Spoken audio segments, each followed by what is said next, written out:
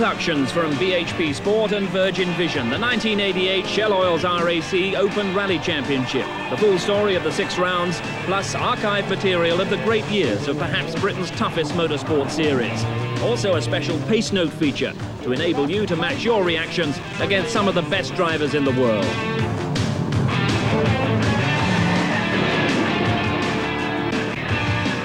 In association with Cellnet, the 1988 British Formula 3 Championship and the Cellnet Super Prix. Onboard cameras with the likes of Damon Hill for an epic battle at Silverstone. This battle for 6th position is absolutely terrific. Damon Hill is hanging on.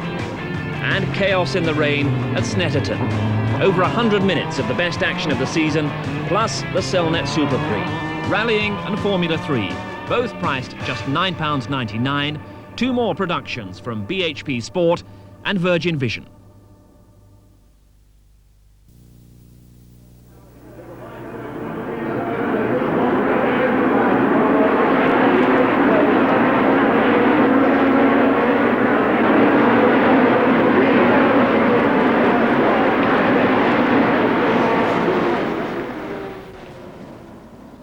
Crowds heading for race circuits like Silverstone tend to identify with the top drivers rather than the top cars. It's hard to pretend your Ford Sierra has much in common with a Formula 1 McLaren, but the Dunlop British Touring Car Championship bridges that gap, marrying together cars familiar to road users everywhere with some of the most advanced technology and fiercest competition in motorsport. For 1988, British saloon car racing has the prospect of its most absorbing season since the good old days. The early 60s, when the road-going cars of the day were in the hands of the likes of Jack Sears, Tommy Sopwith and the great Jim Clark. Champion Jack Sears in the Big Galaxy is challenged all the way by the reigning world champion Jim Clark and teammate Peter Arundel in Cortinas. But Jim Clark notches up a 3rd vital class win in 3 consecutive meetings, and the points pile up for the Saloon Car Championship. While the commitment of the drivers remains the same, what has changed in the 30 years of the championship are the cars. They produce over 400 horsepower now, speeds of over 150 miles an hour, and the budgets to run them, they've changed as well. A season in the championship can now cost over £250,000. These are the great contrasts for the first champion back in '58, Jack Sears. Things have changed a hell of a lot. I drove an Austin A105 that year. And just narrowly beat my old friend Tommy Sopwith for the championship. I used to drive it to the circuit, slap some plastic numbers on it, drive it home again. My wife even took it shopping. It really was virtually a standard road car. It's so sophisticated now. I mean, we used to have to run with seats and upholstery and trim inside the car. Now, of course, they're a bare shell with highly sophisticated electronic equipment, making them all work. It's quite a revelation, actually, to look at them. Looking back now on the first round at Silverstone, leading the field away on the warm-up lap, Jerry Marney, in only his 2nd season of motor racing, and Andy Rouse, the most experienced man in the field, 4 times champion, and a man with tremendous expertise in preparing these kind of race cars. Ford Sierra Cosworths dominating the front half of the field, but the champion can come from any one of 4 classes. Class D, up to 1600cc, is the province of the Toyota Corolla GTs, but win this class and you get as many championship points as the race winner. Class C, not so well subscribed, so the championship rewards are less. 3 Golf GTIs doing battle here. Class B, the competition is starting to get fierce. BMW M3s and Ford Escort Turbos, star BMW drivers Frank Sittner and broadcaster Mike Smith.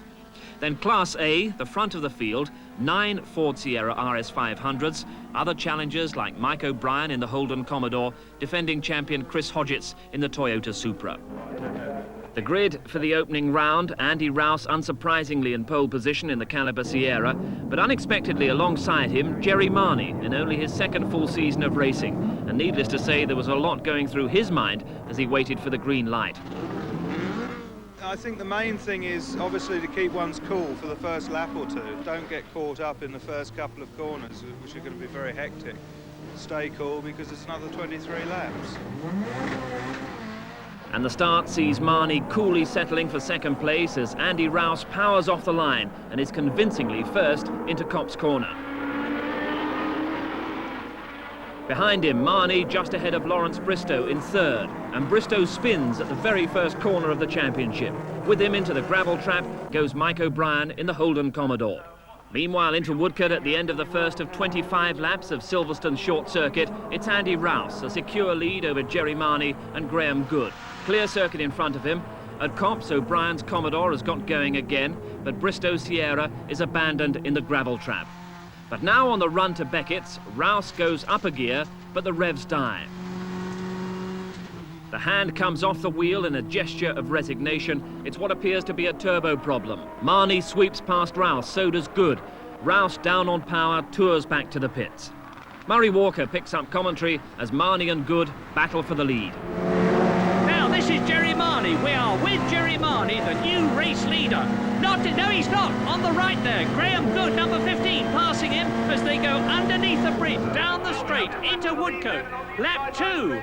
Graham Good on the inside, flame coming from his exhaust pipe, that's not a good sign. Marnie right alongside him. What a fantastic, just look at this. Graham Good pulling away a bit as they go down towards Copse. Good, the man who lives near Donington, a lot of experience in Elan's, Capri's, Nissan Bluebird, he's leading the race. Marnie is in second place and Rouse into the pits. What's the problem? What's happened? Which one? Bottom one. I don't know, got no boost.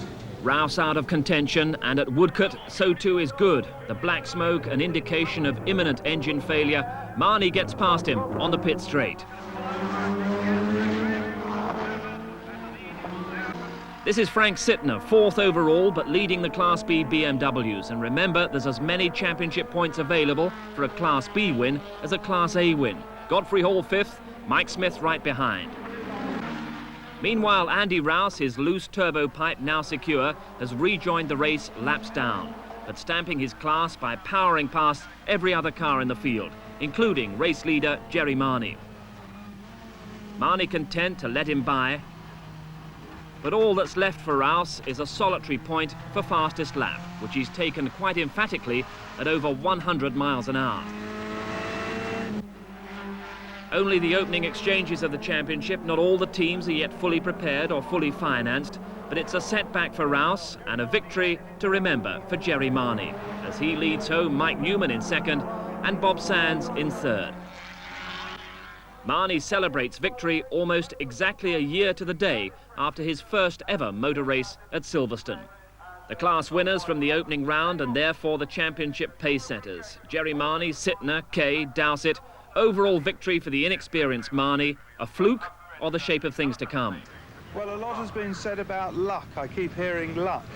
And although, of course, all motor racing, there's an element of luck, we did qualify second on the grid. It's not as if we qualified 7th or 8th and all the others dropped out. We were actually second quickest. We then went on to win the race. So I think there was a fair bit of, obviously there's some luck involved, but there was a fair bit of justifiable win there as well, I think. Oulton Park, round 2, and all the promise was fulfilled for Andy Rouse in the Caliber Sierra Cosworth. This is lap 1, Rouse through Cascades, a perfect start and already a substantial lead. Rouse was heading for maximum points, but behind what was happening in Class B was equally important for the championship. With rain starting to fall, the BMW battle intense, as was the contest that covered 2nd to 5th place. 6 have turned into 4. 2 Fords and 2 BMWs fighting for 4th position, and with the lights on, that's Rouse leading. Jerry Marnie, 2nd place. But Rouse is ahead. 2 cars ahead is Andy Rouse. That's the gap between 2nd and 1st places. But into the pits goes Marnie. Marnie into the pits, trouble. Turbo pipe, says Marnie. So now Mike O'Brien, number 7 in the Big Holden, is in 2nd place. Turbo pipe split. What's he going to do? He's going to go out. Marnie's rejoining. He'll have a loss of power, but he gets out in 3rd position. So the tables turned between Marnie and Rouse. Rouse heading to victory, Marnie with the problems. All eyes now on who was going to win Class B.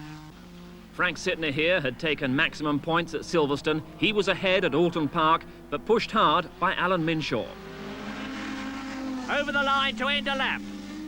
Sytner from Nottingham, Minshaw from Cheshire are closing on Jeff Timber Smith's Toyota Corolla.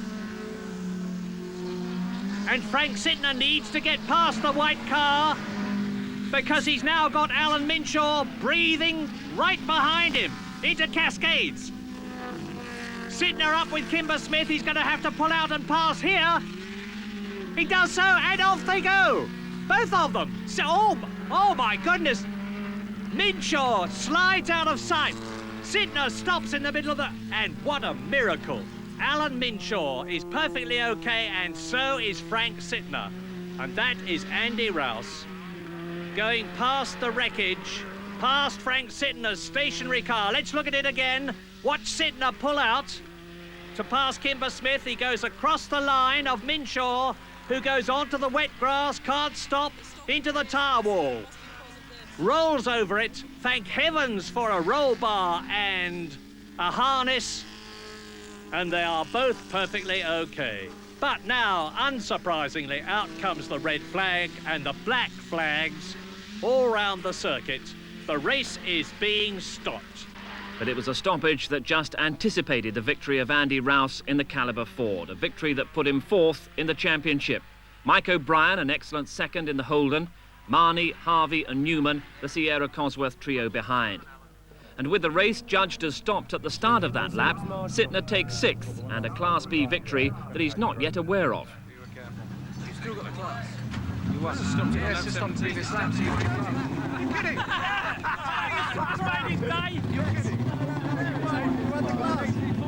And here's the importance of that class win. It gives Sytner a share of the championship lead with Phil Dowsett, who once again won Class D in the Toyota Corolla. Marnie second and Andy Rouse third, but Rouse was facing a big challenge in the next round at Thruxton. He'd be up against Steve Soper from the World Championship winning Eggenberger team. It's going to be a hard one today, harder than we've had recently, that's for sure, in the British Championship. But it's going to require a little bit of tactics, I think.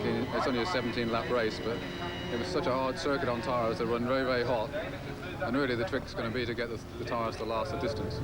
Yes, tyres could be the key today because Soper's gone for a hard compound and Rouse a soft. And Soper leads the way to the starting grid. Andy Rouse behind him.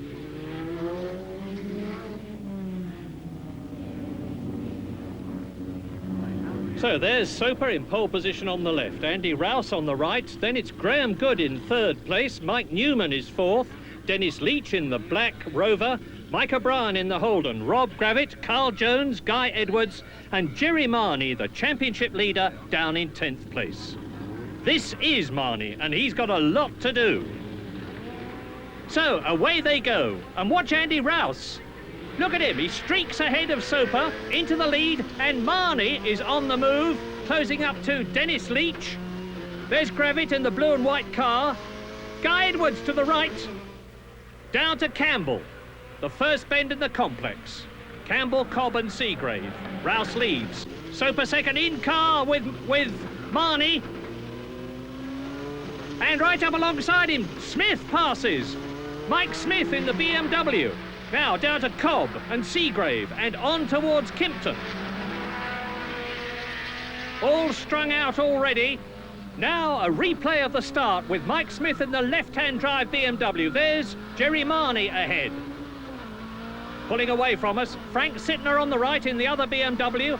On the right now is Guy Edwards in the blue and white Ford Sierra Cosworth. We're closing on Marnie. Closing on Edwards, getting across to the right. Sytner goes through, and we've hit Edwards' Sierra, but we're past it.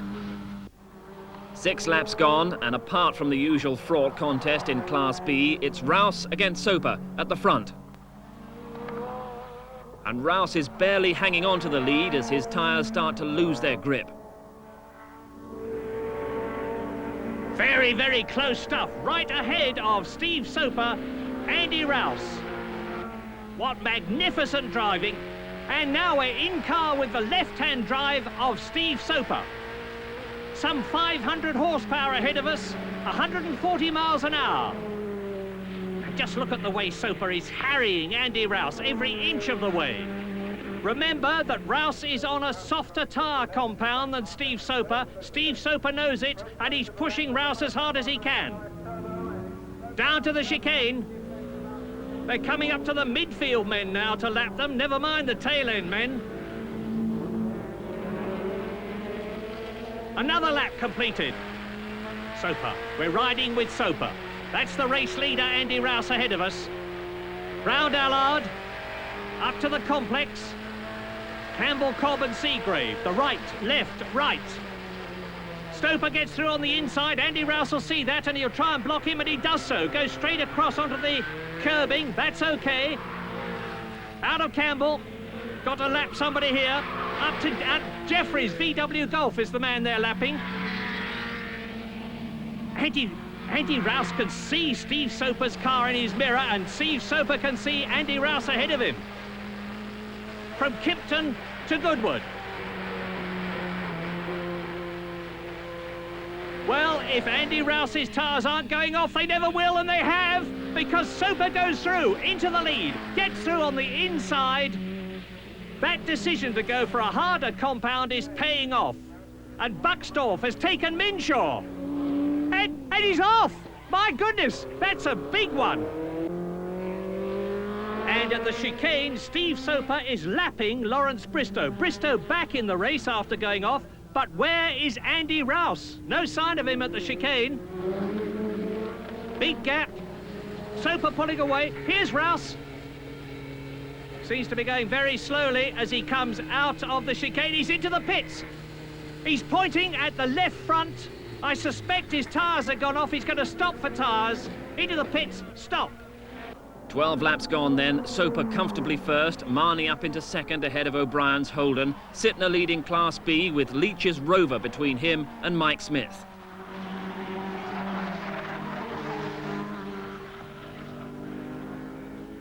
Back in the race, though, Andy Rouse on the kind of charge that we saw at Silverstone. He's rejoined in 8th position, and already he's set a new lap record at over 104 miles an hour. And in that batch ahead is Mike Smith's BMW in 7th position, and Andy Rouse is gaining on it, hand over fist. Look at the way he's closing the gap as they come down to the chicane. There's Smith. Zap! Straight past Mike Smith into 7th place, and there's Leach. Leach is losing it. He goes across Sittner. Thump! Straight into the Armco. Wow! Replay. There goes Leach. Demon tweaks, it says on the side, and that's a demon tweak. Now another replay from Rouse's car. You can see Leach going off. And Rouse has moved up a place, therefore. Andy Rouse, making his recovery, is now up into 6th position. Rouse charging. Phil Dowsett, joint championship leader, has also had his problems, exiting the pits as Soper streaks past, over 30 seconds in the lead. But in the closing laps, Rouse is through the field and right up with second place man Jerry Marnie. Andy Rouse, 3rd now, has closed up right on Marnie. And are we going to pass Jerry Marnie with Andy Rouse? The answer is yes! Straight past at Church. Thank you, Jerry, he says. A little wave of the hand. Down to the chicane. It's all action behind. Sittner and Smith coming up to lap Newman. Sittner passes him. Smith passes him. Smith is challenging Sittner. This is the battle for 6th place, and Mike Smith is going for it. Completing the lap. 2 BMW M3s and their teammates. You wouldn't think so, but they are. Smith all over Sittner. In car. On the left, Mike Smith. Ahead of us, Frank Sittner. Down to the complex. Sittner pulling away. Got a better exit there from Allard. And behind them, Alan Minshaw all by himself in 8th position, now that Peter Buxtorf's written himself out of the race. Goodwood, Sittner and Smith still at it. Frank Sittner, the overall leader of the championship. Soper coming up to start his last lap. Steve Soper in the Eggenberger Sierra. What a drive. He last drove here 4 years ago in a Rover as the British champion. He had a great battle against Andy Rouse, also in a Rover. He beat Andy then, he's beating him again. Rouse goes over the line in second position. And Smith is not giving up. They're coming up to start their last lap now. And the leaping BMW in front is the one being driven by Frank Sittner. They're fighting for 5th position now because Carl Jones has gone out on the very last lap. Last time at the chicane, a magnificent victory for Steve Soper. He hasn't driven at Thruxton for a long time. What a dramatic reappearance. Over the line to win then. Steve Soper over the line to second. Andy Rouse, magnificent drive. Into the chicane, 5th and 6th, the BMW. Sittner is 5th, Smith is 6th. Smith going for it in the last few yards, but Sittner takes 5th position. So, victory then for Steve Soper. 2nd place, Andy Rouse. 3rd, Jerry Marnie. 4th, Mike O'Brien. 5th, Sittner, and 6th is Smith. And that means to say, in the championship now, in the lead is Frank Sittner from Dowsett, Andy Rouse 3rd, Marnie 4th, Mike Smith 5th, Trudgington in 6th position. Round 4 and the first visit of the season to Donington for a race that promised the best action of the championship so far. A 1-hour endurance race with compulsory pit stops and driver changes. Fascinating driver combinations. Guy Edwards teamed with a man who now knows all about endurance racing, Le Mans winner Johnny Dumfries. I'm struggling with the waist strap, just grab hold of it. All right, I'll do my best. That's actually quite difficult, but I mean, I'll do my best, sure. Championship leader Frank Sittner teamed with Britain's James Weaver, a driver with great experience on the American racing scene. But Formula 3 man Roland Ratzenberger joins Alan Minshaw to provide a real challenge in the BMW ranks. This was the new challenge to the Ford Sierra Cosworth, the mighty Nissan GT-SR, in the hands of Wyn Percy, 3 times British champion, and the extrovert Australian Alan Grice, 1986 Bathurst winner, one of the most accomplished men in the sport. But qualifying saw Andy Rouse, who'd be partnered by David Sears, take pole position. And to see how seriously drivers take qualifying, look back to Mark Hales attempting to qualify his Toyota and failing. Hales and the Toyota recovered. He'd be driving that and partnering Jerry Marnie in the race, described by Murray Walker. Pace car's the one with the lights. Away it goes. And the race has started. Down to Redgate Corner, the right-hander they come. And it's Mike Newman in the lead with Andy Rouse in 2nd position. Now we're in car with Andy Rouse. Mike Newman ahead on the left, coming up to Craner Curves. Rouse goes through, takes the lead at Craner Curves. And behind him, it's Mike Newman, Graham Good, Lawrence Bristow, and Wyn Percy. Wyn Percy in the Nissan 2-litre turbo car. And now we're in Roland Ratzenberger's BMW. Ahead of us is Barry Williams in the black BMW. And off goes Mike Smith. Mike Smith in his BMW M3. Chasing now Dennis Leach, and looking back, there is Mike Smith bearing down on us. Number 32 in the BMW. Andy Rouse leads at Coppice, Newman 2nd, Good 3rd, Bristow 4th, and Wyn Percy in 5th position as the rest goes streaming through. Now down to the chicane. Look at the lead that Andy Rouse has got, not very much. Newman, Good, Wyn Percy is up into 4th position ahead of Bristow as they go down to Redgate. There's Rouse, there's Newman. Graham Good in the white car and in the red and blue one. Number 23, Wyn Percy, 4th position. Ford, 1st, 2nd, 3rd. And Wyn Percy, we're in his Nissan now. Ahead of us is Graham Good.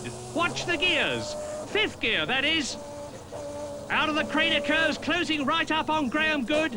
Whoops, Graunches down to 3rd gear. Accelerates out. Wyn Percy, that brilliant Jaguar sports car driver, the man who crashed so badly at Le Mans last year. And that is Mike Newman, number 14 in 2nd place. Graham Good has got Wyn Percy right behind him in the Nissan. The Nissan seems to have the legs, and now Ratzenberger goes past Dennis Leach. Look back, there's the Rover. And Mike Smith coming through to take Dennis Leach as Ratzenberger closes up on Barry Williams goes off. Barry Williams off in the BMW. And now we go past Weaver into 10th position. James Weaver in the BMW drops back as Ratzenberger, the Austrian Formula 3 driver, gets away in Alan Minshaw's M3. Ratzenberger, Weaver, Smith, there's Dennis Leach into Redgate.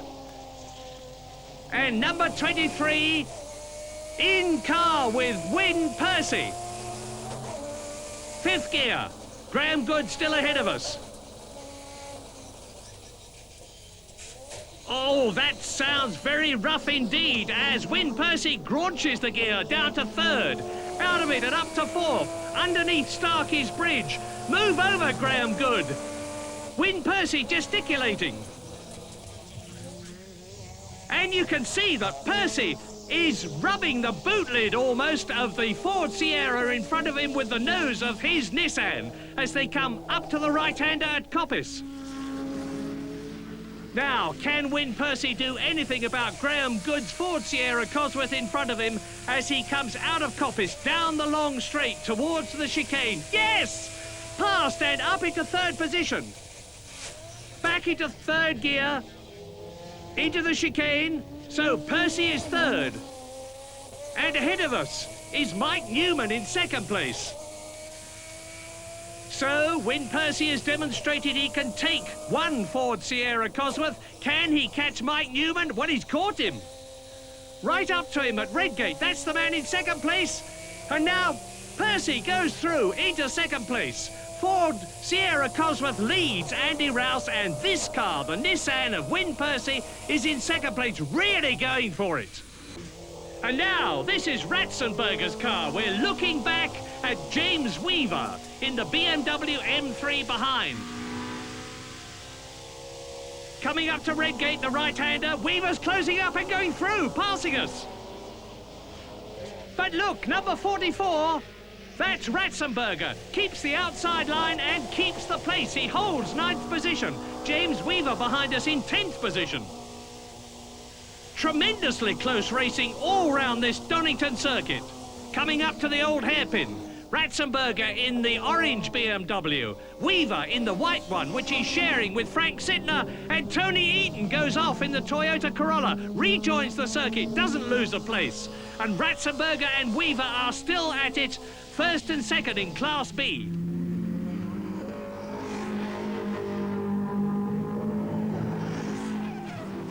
Andy Rouse leading, number 22. Wyn Percy 2nd, number 23. Out of the chicane, down the straight. We're riding with Wyn Percy up into 5th gear. Now watch him go down through the gears to Redgate. Straight back from 5th to 3rd. So it's Rouse ahead, leading. Percy 2nd. Newman is in 3rd place. Graham Good is 4th. Lawrence Bristow is 5th. And Guy Edwards is in 6th position. Up to the old hairpin. And off onto the grass goes Jeff Kimber-Smith's Toyota Corolla. There it is. Straight past it we go. Andy Rouse ahead. Watch him get through these two men. Pass one to the right, pass the other to the left. And Wyn Percy closes right up. Down into 3rd gear. Out of McLean's. Up towards Coppice. And here are the first two. There's hardly anything between the Ford and the Nissan now.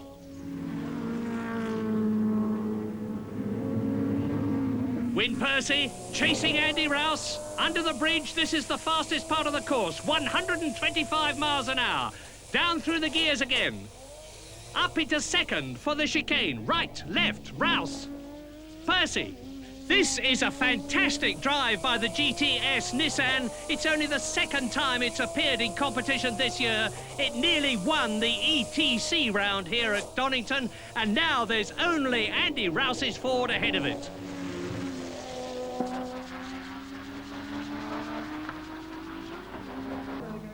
This is the old hairpin. And Andy Rouse is fighting for his life and 1st place now because Wyn Percy is swarming all over the rear of the Ford Cosworth.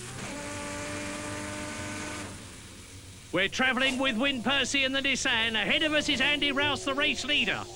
Out of McLean's, look how close it is. Up to Coppice. Now, this is Win Percy's chance. He's in an ideal position to slingshot his way through into the lead. Coming right up alongside the Ford Sierra Cosworth of Andy Rouse. Under the bridge, Rouse pulls away. There's more horsepower with the Ford than there is with the Nissan there. Down into the chicane, and Win Percy's going through. He takes the lead. Win Percy leads. He's got a clear track ahead of him, and he has just broken the lap record. 94.4 miles an hour. Percy leads, Rouse second, Newman third. Bristow has gone up into fourth position. Good has gone down to fifth place, and Guy Edwards is sixth. Redgate, Percy, and now the chicane. Carl Jones, Ratzenberger, and Weaver. We're with Ratzenberger now. Ahead of us is Carl Jones. Passing Kevin Eaton's Toyota on the left there as they go into the right-hander at Redgate. Well, Jones is through. Now Ratzenberger with the left-hand drive BMW is through. On to the old hairpin. 6 cars approach it, and 3 of them are lapping the other 3. Just look at this. Ratzenberger and Weaver are past Jones. Look back from Ratzenberger's car. That's Weaver behind in 9th position. Up now to McLean's. Ratzenberger is 8th. Weaver in the white BMW is 9th. And they're both coming up to lap Tony Crudgington's Toyota Corolla at Coppice. They do so. Through they go. Ratzenberger first, then Weaver. And onto the chicane. Andy Rouse is back with Win Percy, battling for the lead. Down to Redgate. Percy on the inside, Rouse on the outside. Percy holds the first position. Rouse ducks out and gets past. Rouse in the Sierra leads Percy in the Nissan. They're coming up now to lap Graham Hathaway's car again. And Rouse is boxed in. Percy gets through, straight through the middle. What a fantastic bit of driving. Win Percy has regained the lead in the Nissan. Now, can Andy Rouse get past the Nissan again? He's done it once. Can he do it a second time? They come up to McLean's, on towards Coppice, and in front of them, Tony Crudgington's Toyota Corolla. Percy is through. Percy's past Crudgington. Now Rouse has got to get past him, and he does so. Up to the fastest part of the course again. Andy Rouse is catching the Nissan. He's going to take him. He's back in the lead. Andy Rouse takes the lead again in the Ford Sierra Cosworth. Through the chicane. Percy's dropping back. He's going into the pits. This is where Win Percy is changing drivers, and Alan Grice is going to take over. So Mike Newman there is now second. And there's Win Percy out of the car. Alan Grice is in it. Slams the door, and at Redgate, Lawrence Bristow, number 19, is in 3rd place as Alan Grice exits in 5th place. And that's Graham Good in the pits. He was 5th. Guy Edwards comes in. He's going to hand over to Johnny Dumfries, the ex-Grand Prix driver. Helping him with the belts. Changing the wheels. Dumfries is going to go out. Guy Edwards has completed his stint.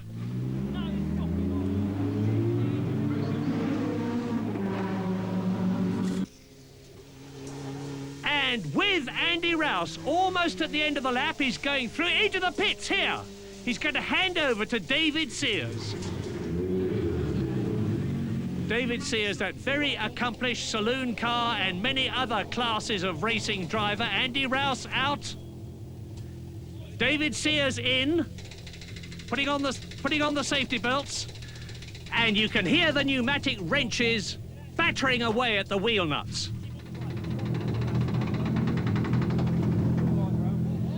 Come on, says Andy Rouse, get on with it. There's a problem with the left rear wheel.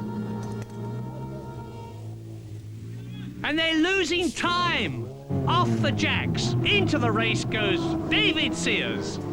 At this point, exit the BMW of Ratzenberger and Minshaw, so Frank Sittner once again led Class B. But at the front of the field, with just a handful of laps left, David Sears in the Rouse Caliber Sierra was closing on the leader, Alan Grice. The Nissan had big tyre problems. Sears is surely going to take the Nissan. 0.3 of a second at Coppice. Closing right up, he's going to soar through. He's in the lead. David Sears leads in the Ford Sierra Cosworth, and there is not very much of the race left. Well, Grice may catch him, but he's going into the pits. Grice is going into the pits. He wasn't supposed to. He was supposed to drive through the rest of the race non-stop. He must have a problem. He's gesturing at the back of the car. Left rear tyre seems to be the problem. They're changing it. So it's Sears leading, Harvey second, Dumfries is in third place, Speak is in fourth place. Grice exits, he's in fifth place. Driving with Alan Grice, rejoining the circuit just before Redgate. Well, he's got Robert Speak in front of him. He may, in the distance that's left, be able to catch him and take fourth place. There's Speak, there is Grice. Well, he certainly can take fourth place because Speak is the car ahead. We're with Alan Grice, the Australian, and woof, straight past the Cosworth. But the Cosworth fights back, and Speak retakes the fourth position. Great stuff. Alan Grice, that gritty Australian driver, the man who has won the James Hardy 1000, that incredible Australian race at Bathurst, is on his way. But Speak looks as though he's got the legs of the Nissan at the present moment. They're coming down to the chicane.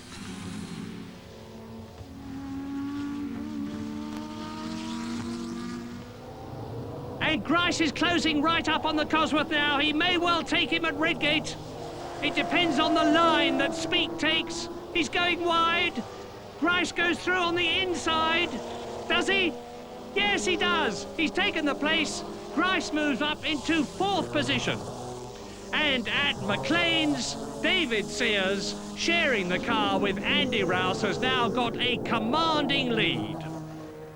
And behind Sears, there is Tim Harvey lapping Frank Sittner's BMW, number 33, and Sittner is leading Class B. The end of the last lap, and David Sears has almost done it. And now he has victory with Andy Rouse in the Ford, but just 4 seconds ahead of Tim Harvey with Lawrence Bristow in second place. And there's number 21, Dumfries, but look right, 4.5 seconds, and it's Grice in fourth position, sharing the drive in the Nissan with Wyn Percy. And this has been touring car racing at its exciting best. Yes, the series had really come alive, but the championship table relatively unchanged. Still Sittner from Dowsett and Rouse. But Rouse had come up against a challenge from Wyn Percy that surprised everyone in the Caliber team. Yes, he surprised us in the race, caught us out almost because his practice form hadn't been very good. We got more than a second a lap over him on qualifying time. So our strategy was to run a fairly hard compound tyre in order to try and go right through the race without changing wheels on the driver change, because it's quicker to change the driver than to change the wheels as well. But the Nissan took the opposite view, and they decided to run a very soft tyre and change their tyre halfway. And that was the reason that Wyn was, surprised us that he caught up so quick, because he was running a soft tyre. It started to backfire on him a little bit by about half distance, because his tyres being soft had sort of worn out. Mine was still going strong, so I caught him up again.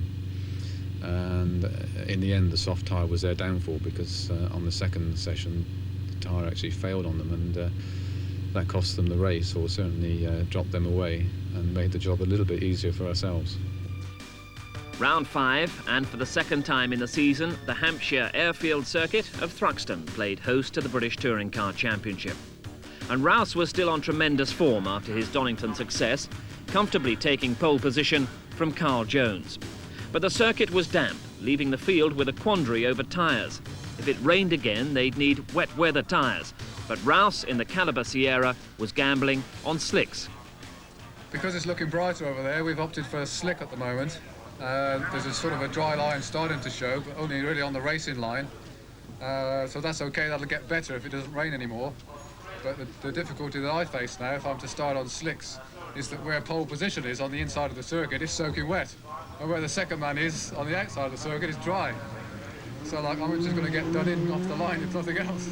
So, can Andy Rouse get into the first corner before Carl Jones? It looks as though the answer is no. Carl Jones leads, Mike Newman second. And now we're with Jerry Marney. He's been passed, and there's Mike Smith ahead of him, and Godfrey Hall on the left. Seventh on the approach to the complex. And at the complex, it's Carl Jones leading. It's Mike Newman in second place. Andy Rouse tight up behind him. Then Guy Edwards is fourth. Mike Smith in the white BMW fifth.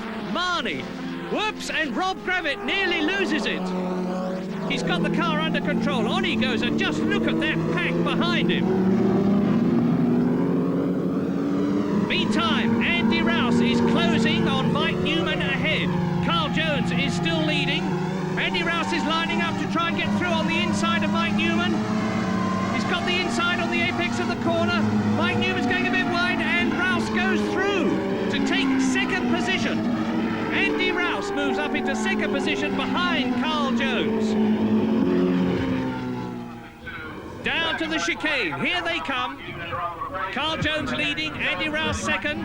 Here's Rouse in second place. Behind him is Mike Newman. Behind Mike Newman, there goes Guy Edwards. Now, out of the chicane, 80 miles an hour and building. Nearly 500 horsepower. Up to the complex.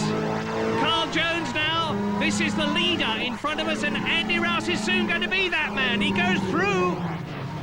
Andy Rouse is leading this round of the British Touring Car Championship at Thruxton. And in the yellow and blue car behind him is Carl Jones. Then it is Mike Newman, very close for first, second and third. And as you can see, the circuit is drying out well now. Jerry Marney is fifth and catching Guy Edwards in front of him. Guy Edwards, the teammate of Andy Rouse, has come back into racing after a 3-year layoff. He's going extremely well. But Marney is inching up on the boot lid of Guy Edwards' Ford Sierra Cosworth. There he goes.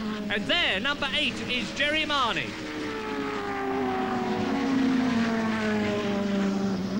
And round with the B-class leader, number 32, Mike Smith. And yes, it is the Mike Smith. Very impressively leading Class B for the up to 3-litre cars. Now out of Seagrave, down to the left-hander at Noble, Andy Rouse. There he goes, the man who's won 2 of the 4 previous rounds. Carl Jones, a magnificent second. Mike Newman, look for him, is in third place. Look for Guy Edwards, there he is. And right up behind Guy Edwards now is Jerry Marney, as down to the chicane they come. Rouse has gone through. This is the battle for second. Carl Jones and Mike Newman. Jones, who comes from Lampton. Mike Newman, who comes from Blackburn.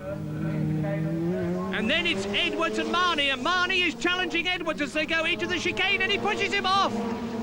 Marney rams Guy Edwards, who spins to a standstill.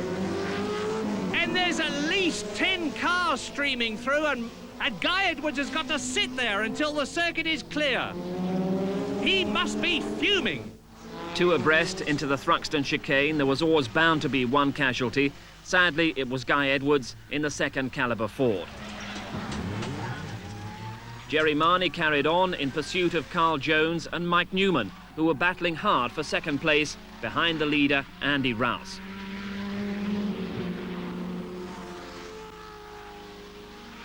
Meanwhile, we had Mike Smith leading Class B ahead of the championship leader, Frank Sittner. In the red BMW, Alan Minshaw's car, Roland Ratzenberger.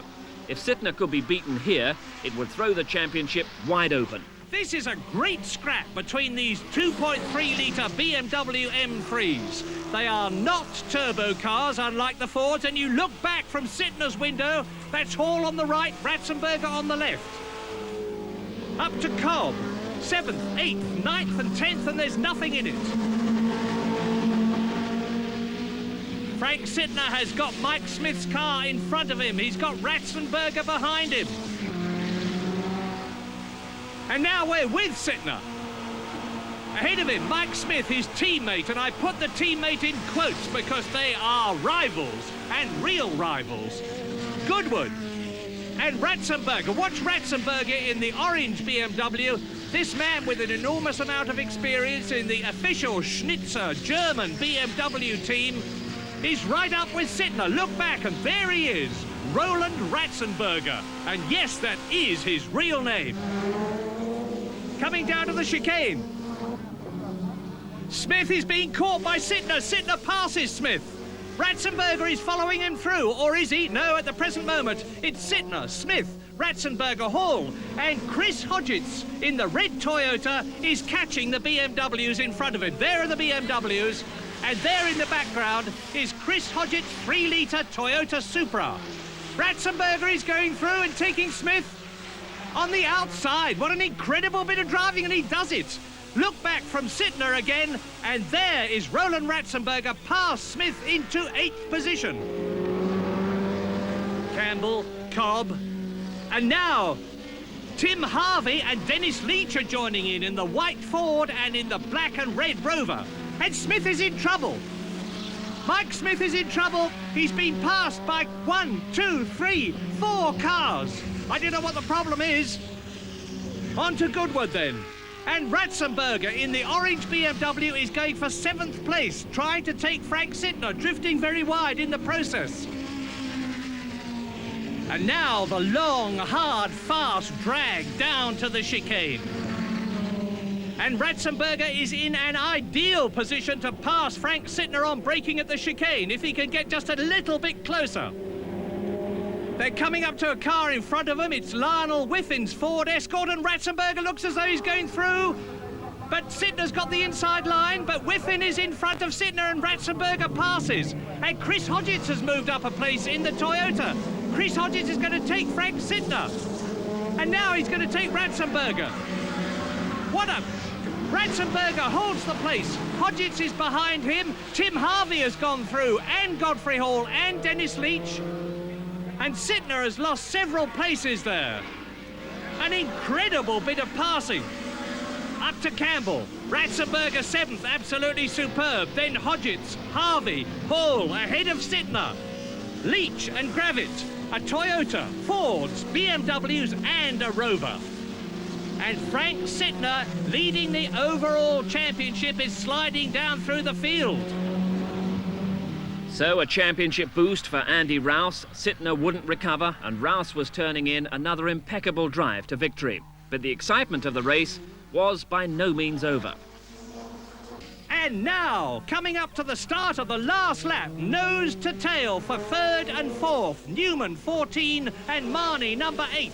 Ahead of them, Andy Rouse the leader, Carl Jones is 2nd. Over the line goes this titanic battle for 3rd place between the two Ford drivers. Raoul Dallard up to the complex. Andy Rouse leading. He's got the race in his pocket, provided he just keeps going this last half lap. And now Mike Newman is catching Jones. There's Jones 2nd, Newman 3rd, Marnie 4th. This is the last half lap. It's going to be anybody's race for 2nd, 3rd and 4th places in car with Marnie. Last lap, now or never. Can he get past Mike Newman? Well, he doesn't do it there. Put hard in it, and Mike Newman's Ford fishtailing under the power. Exit Goodwood. Exit Church. Now the run down to the chicane. This is Marnie's chance. He's got greater momentum. It's still Carl Jones in 2nd place. Round Brooklands, the left-hander, past the hangers on the left, and Marnie is right on the boot lid of Newman. He's going for 3rd place. He's squeezing through on the outside. He's got the line. And as Andy Rouse crosses the line to win, it is Carl Jones 2nd, just ahead of Jerry Marnie, who is just ahead of Mike Newman. But Marnie's losing it. Oh, masterly recovery. He just crosses the line ahead of Mike Newman to finish in 3rd position. So, another superb win by Andy Rouse to close within 6 points of Frank Sittner for overall championship lead. Carl Jones, a highest ever second. Jerry Marnie, a fighting third. Mike Newman, fourth. In another great Dunlop British Championship race. Worth looking again at the supreme effort Jerry Marnie put in to take third from Mike Newman. The risky outside line into the chicane, but he holds the position, although the track is now wet. Wheeling right and left, which means that on the exit, he almost loses it into the pit barrier. But somehow crosses the line half a length ahead of Mike Newman, who powers his way past, but too late. The championship still led by Frank Sittner, who was 13th overall, but still picked up points for third in class. Sittner 5 points clear of the Class D winner Phil Dowsett, but Andy Rouse in the Caliber Ford is closing in. Rouse, the race winner, once again. The championship was then set for 2 rounds on the Grand Prix circuit at Silverstone, in the first of which Rob Gravitt headed Andy Rouse in the opening laps. Gravitt in a Rouse-prepared car, but the Caliber man, making up for a poor start, was just biding his time before taking the lead, which he duly did at Woodcote, before heading on to his 3rd successive race win and his 4th victory in 6 rounds.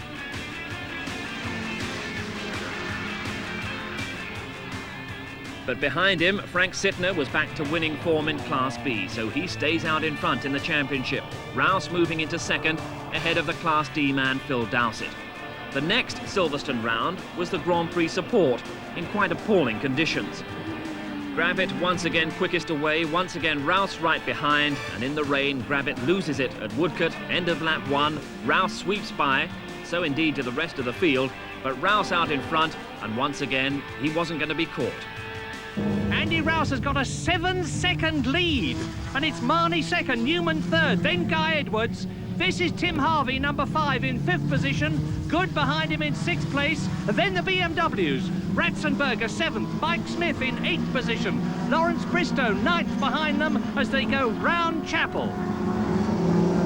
Guy Edwards, and ahead is Newman. Mike Newman's Ford Sierra Cosworth in 3rd position, and we're about to take it. I think we've got the momentum. Yes, going through 3rd position at Stowe.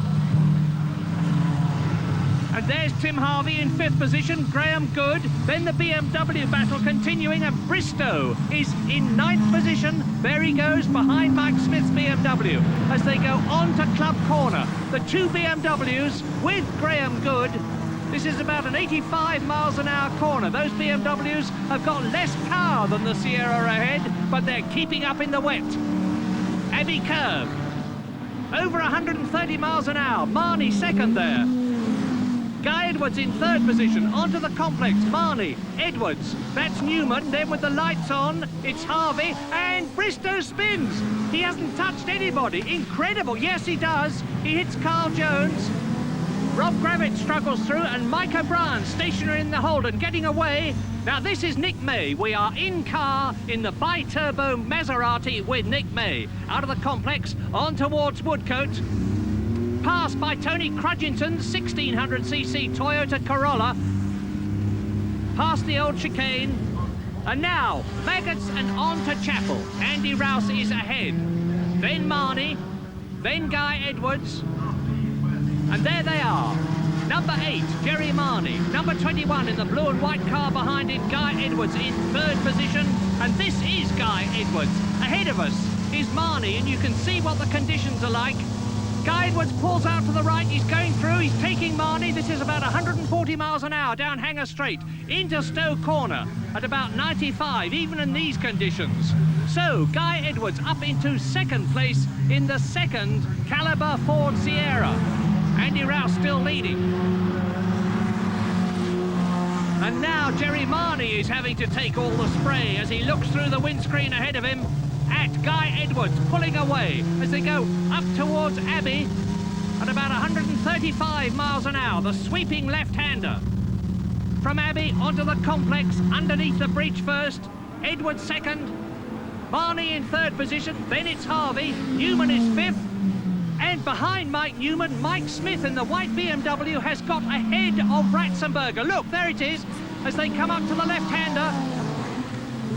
And Ratzenberger's hitting Smith as they go into the left-hander there, and he's lost it. Ratzenberger spins, out of contention. Past him go 2, 3, half a dozen cars, and he's got to wait there to find a space to get into the action again. So now down to Copse. There is Jerry Marnie. Edwards has gone through. Here is Tim Harvey in 4th position. Mike Smith, there he is, and he's going off. Mike Smith's going off. Oh, straight into the tar barrier.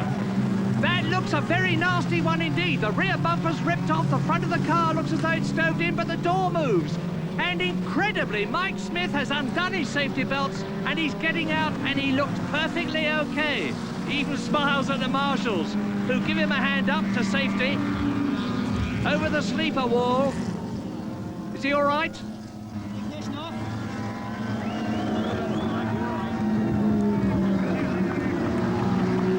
What happened, mate? You saw it, didn't you? Can you come down the bank? Huh? And here it is again, full right lock, and Mike Smith ploughs straight on into the tyre wall at about 90 miles an hour. Nearly took our cameraman with him too. It's Rouse into his last lap. It's been a perfect race, including a fastest lap at 95.6 miles an hour in today's conditions. A quite incredible achievement. Andy Rouse is going to make it 5 wins in 7 races into the last lap. Less than 3 miles now between him and that very, very welcome checkered flag for victory. The complex. Bristow is right up with Marnie.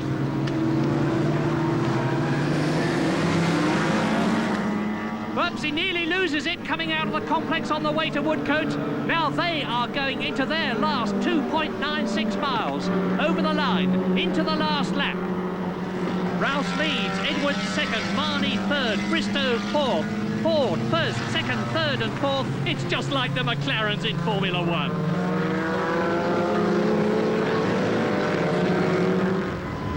And they're closing up now on Graham Hathaway's yellow Sierra. Graham Hathaway, the ex-Rallycross champion, lapped by both Marnie and Bristow as they go into Beckett's for the last time. There's about 2/3 of a lap left now for Marnie to stay in front or for Bristow to get past. Which is he going to be? Well, there's Guy Edwards, 2nd. It's his highest place since his comeback. And there are the VWs fighting each other as down to Stowe for the last time. Marnie comes through, Bristow behind him. And Marnie's drifting wide, Bristow's going through on the inside. Right in the last knockings of the race, Bristow goes through and up into 3rd place, and this is what Jerry Marnie sees through his windscreen. As Andy Rouse comes out of the complex, he is almost home to see that checkered flag and win round 7 of the Dunlop British Touring Car Championship of 1988. He does it, and Shed goes off as Marnie chases Bristow. Bristow's going to come through in 3rd position. Guy Edwards has finished 2nd. And sure enough, it's Lawrence Bristow 3rd and Jerry Marnie in 4th position as a jubilant Andrew Jeffrey takes his first ever class win in the VW. Bristow going through, Marnie with his lights ablaze. So a dominant win for Andy Rouse. An excellent 2nd for Guy Edwards, Bristow 3rd and Jerry Marnie 4th. 8th place there for Frank Sittner, and the all-important class win that preserves his championship lead at the end of a race that favoured the cautious more than the brave. Well, it was an exceedingly hairy race. The start was absolutely incredible. I mean, everybody was going for it as if it was dry. I mean, I thought really the answer at Copse would be to keep out of trouble, but nobody seemed to care. They all went barreling in about 6 abreast. I got punted on both sides. Basically, I got past a few cars, but it was handed to me really by what I would call kamikaze driving. And there'd be more of that before the championship would be over.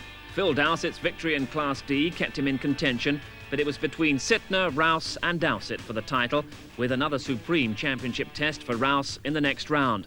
The second confrontation with Steve Soper, this time at Brands Hatch. Rouse has taken pole position in the Caliber Ford, ahead of the man who beat him at Thruxton. Rouse lapping in practice at over 100 miles an hour. A lot of wheel spin from Soper, and it's Rouse who gets ahead at Paddock.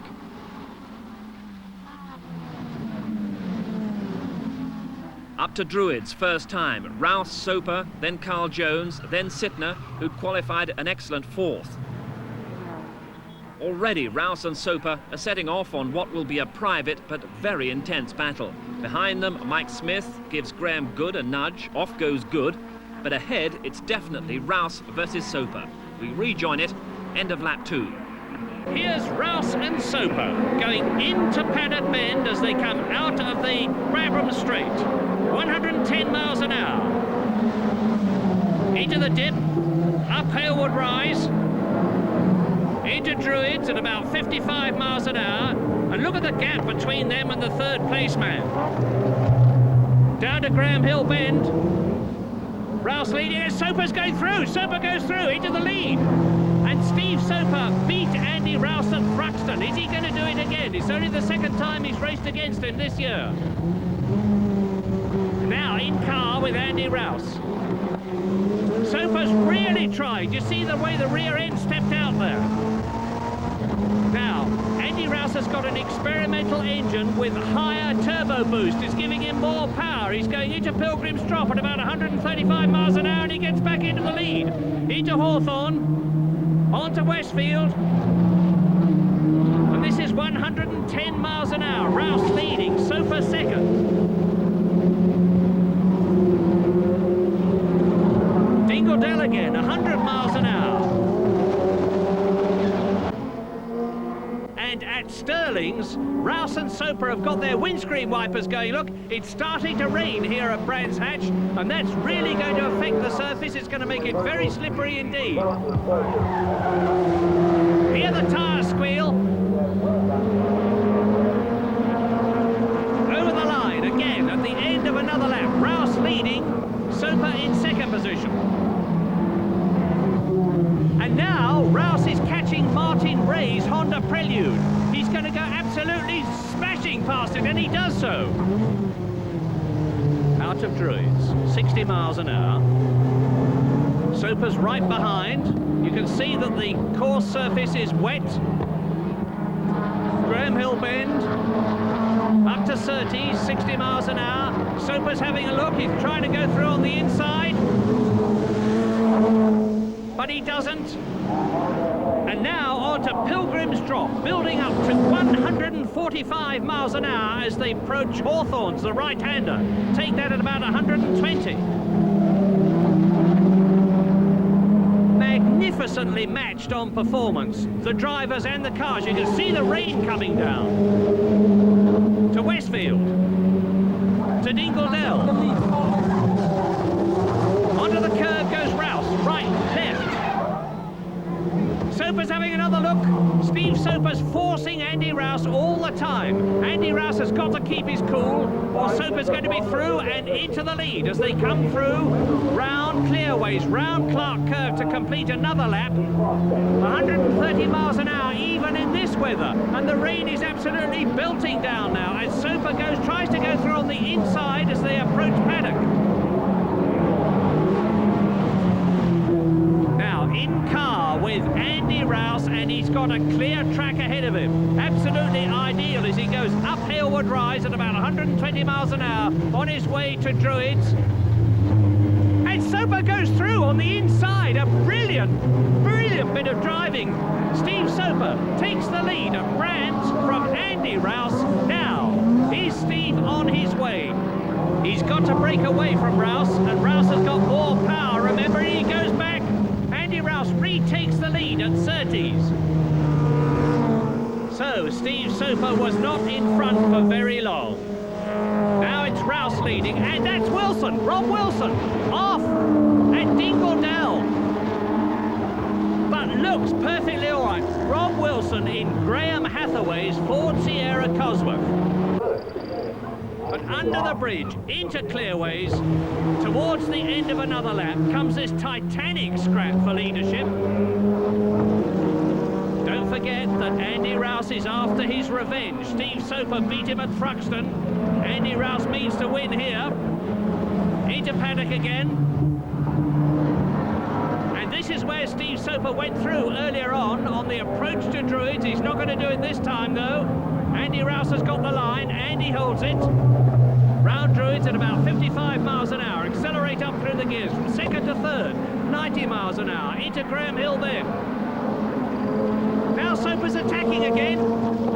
He's on his way. Andy Rouse is drifting a bit wide as he goes into Surtees, and Soper goes through. Yes, no. Yes, Soper's in the lead for the second time. Andy Rouse runs wide onto the grass.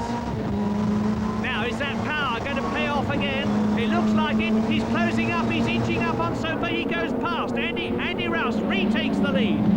And he has just created a new lap record at 99.7 miles an hour. So very close to the 100. He was over that in practice. But the conditions are a little worse today. But behind all that, more excitement. Although Frank Sittner was comfortably ahead in Class B, Mike Smith, carrying the onboard camera and the onboard sound, was stuck behind Mike O'Brien. This guy's beginning to be a real pain.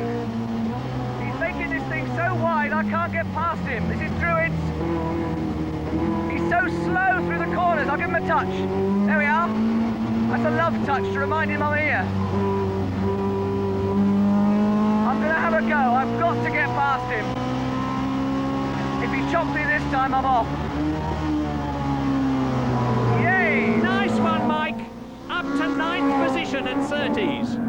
And that's Dennis Leach in the big Rover. He's about to be lapped by Soper there in second position and Rouse ahead of him. The big red and black 3.5 litre V8 Rover of Dennis Leach bounces over the curbs at Dingle-Dell, and Andy Rouse goes through. And attached to his rear bumper, it's Steve Soper. And we're about to start the last lap. If Steve Soper has got anything in reserve, now is the time he has got to produce it, because they are coming out of Clark Curve, over the line. Lap 20, this is the last lap. And Andy Rouse has got the lead, which he has had for most of the race, but he has lost it to Steve Soper. Steve Soper's dropping back a bit as they go up to Druids. These two are nearly half a minute ahead of Guy Edwards, who is in third position. Out of Druids, down to Graham Hill Bend. Surtees was where Soper took the lead before, and they're coming up to Surtees now. And Rouse is going wide. Soper's going through again. They're rubbing door handles. And Soper forces Rouse wide. But again, this is where the power of Andy Rouse's Ford Sierra Cosworth with its extra boost could count, and it does count. Andy Rouse retakes the lead halfway round the last lap. And surely he must keep it now. Lap record holder Andy Rouse, nearly 100 miles an hour. He's on his way to Dingle-Dell. He's through Dingle-Dell. He's into Stirling's.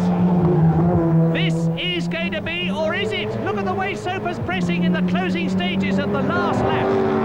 Is this going to be Andy Rouse's revenge for the victory that Soper had over him at Thruxton? It looks like it. They're coming up to the checkered flag.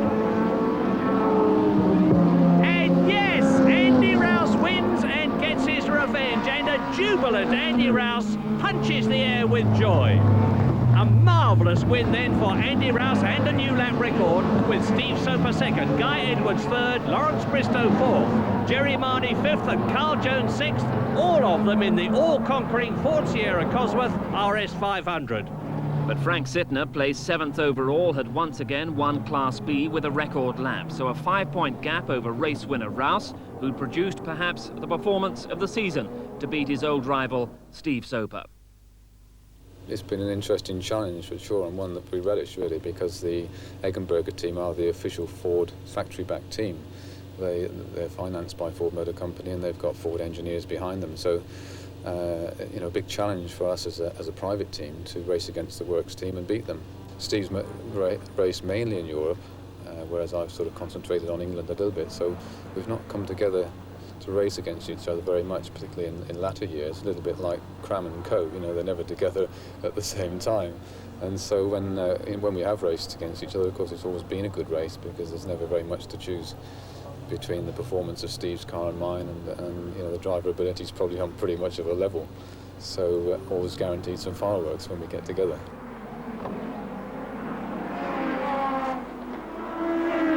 And Andy Rouse, having driven a brilliantly controlled race, crosses the line in the Caliber Racing Sierra to win the 8th round of the British Touring Car Championship here at Brands Hatch.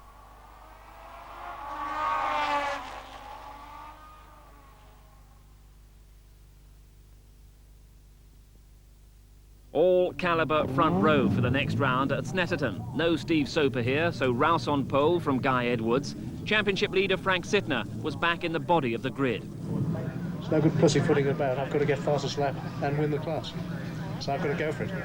Andy sitting up front there, he's in a much safer position. He's got nobody in front of him. Frank Sittner hits the start button on round 9 of the Dunlop British Touring Car Championship, described by Murray Walker. It's drizzling at Snetterton and the track is wet, with Rouse and Edwards, Jones and Newman up front on the grid for the start. And it's a clean start with Rouse straight into the lead ahead of Carl Jones and Rob Gravitt, but there's a problem behind Mike Smith on the grass. And he's gone straight into the side of Hodgett's BMW. What on earth is happening? Well, Hodgetts is starting in the background there, getting going again in his car. Mike Smith is on his way, but he's spun. Mike Smith spins at the very first corner. Fighting his way back on, and the tyre is rubbing on the wheel arch. Well, as Mike Smith gets away, let's look at it again and see if we can see what happened. There he is in the white car, passing Graham Hathaway's Sierra on the grass. Mike Smith comes back onto the track in front of Hathaway, who moves to the right, and Mike Smith suddenly turns hard right, straight into the orange BMW of poor Chris Hodgetts. And already the yellow flags are out as Hodgetts tries to work out what on earth has happened. And at the end of the first lap, Andy Rouse there leading. Jones second, Edwards third, Rob Gravitt is fourth, and Jerry Marney is up from 9th on the grid. Chris Hodgetts, he's come straight from driving for 10 hours in the Spa 24-hour race. What a return. And that's Mike Smith limping home. His rear tyre isn't going to last very much longer. He's obviously coming into the pits to change it. And at Riches, Rouse is there. Edwards is up to second ahead of Carl Jones, number 16.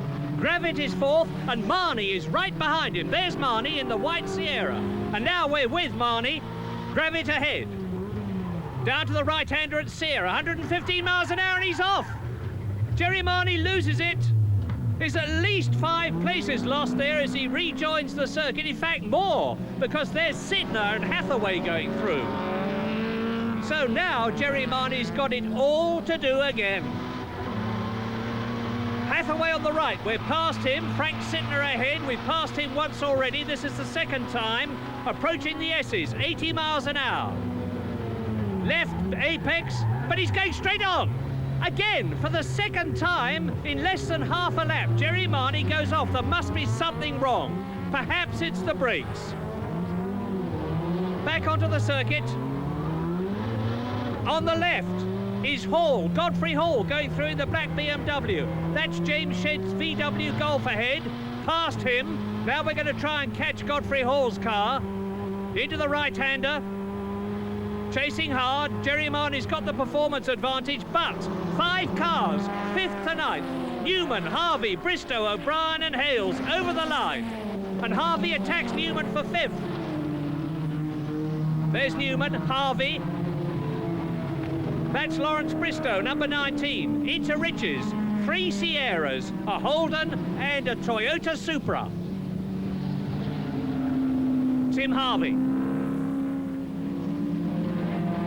And Marney's having another go at Sittner's BMW. Here we go.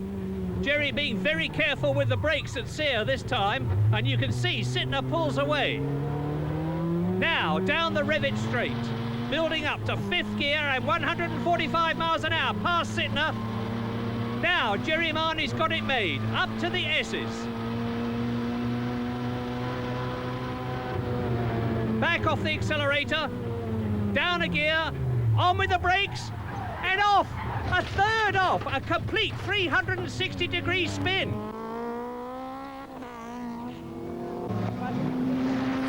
Another lap completed. With Rob Gravitt going for third place, Carl Jones ahead. Riches, third gear, 115 miles an hour. Up to Sear, second gear, down to 80 miles an hour. Gaining on Carl Jones, into the Rivet Straight, into third gear, fourth gear, fifth gear. And Gravitt is attacking at 145 miles an hour, but Jones has got the inside line. Into the S's, second gear, 60 miles an hour. Now up to the bomb hole, still in second gear, 85. Third gear, 120 miles an hour, and past Carl Jones, up into third place. Now into Russell, left, right, fourth gear, 100 miles an hour. And so Rob Gravitt is up into third position, number 10 in Pete Hall's Ford Sierra Cosworth. And Jerry Marnie is into the pits, in for new tyres. And he's fitting grooved slicks. Now, that's a smart move, because he could get a point for fastest lap on these tyres. And Mike Smith's done the same thing. Mike Smith has stopped for slick tyres. He's up with his team rival, Frank Sittner. They're hardly teammates. And on a drying course, Mike is really flying on more suitable tyres. Now, if he gets fastest lap in the class, that'll mean a vital point less for the championship leader, Frank Sittner. Sittner is 9th in the race. He's leading the class, number 33. Smith is way down after a long stop. And BMW want to win this championship overall just as much as Frank Sittner does. So Sittner ahead of Mike Smith. Sittner still on wet tyres. Mike Smith on dry tyres, which are ideal because the track is drying and Mike Smith is going for it. But Frank Sittner's got the inside line. He'll still have the lead when he comes out of the corner. And he has the left and now the right. Mike Smith's on the inside now, and the line is much drier as they approach the right-hander. You can see for yourself. Sittner runs wide.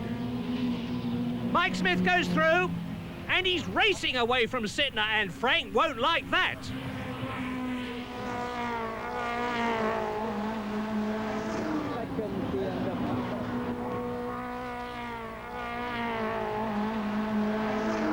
But up front, Guy Edwards in second place is almost with the leader, Andy Rouse, as they come through to complete the lap. There is Edwards second. And here is Rouse leading. You can see Edwards in the background. Rouse on his way to his 7th victory in 9 races, but he's still second to Frank Sittner in the championship. And he mustn't hang about, because Guy Edwards there is just 2 seconds behind him now. Guy Edwards making a terrific effort in the closing stages of the race. Into the S's goes Andy Rouse. And there's a squeal of tyres. Edwards is off. Rob Gravitt through into second place. And there's Bristow going up into third, and Jerry Marnie has done it. Jerry Marnie on his slick tyres has done a new lap record at 97 miles an hour, and there he is. And Mike Smith behind him, a new B-lap record at 95 miles an hour, and Frank certainly won't like that. And Bristow's off, but Edwards hits the tyres. Bristow looks all right. He's got the door open. He's going to get out in a minute, I hope, while the marshals are waving the flags frantically and the debris is on the track. And as Marnie and Smith thread their way through, Rouse comes home to win another easy one. But this time, no point for fastest lap. But it was another dominant performance by Rouse-prepared cars. They would have taken the first 4 places had it not been for Mike O'Brien's Holden putting Lawrence Bristow into the barrier on the final lap. O'Brien here was deemed the guilty party and was later fined by the stewards and excluded from the results. Results that showed once again the unchallenged position of Ford Sierra Cosworths in Class A. Ford's, in fact, taking the first 8 places. But it was Class B that produced the debate and dispute at Snetterton. The bent BMW of Chris Hodgetts, damage incurred in that start line accident with Mike Smith. Here's Mike's version of what happened.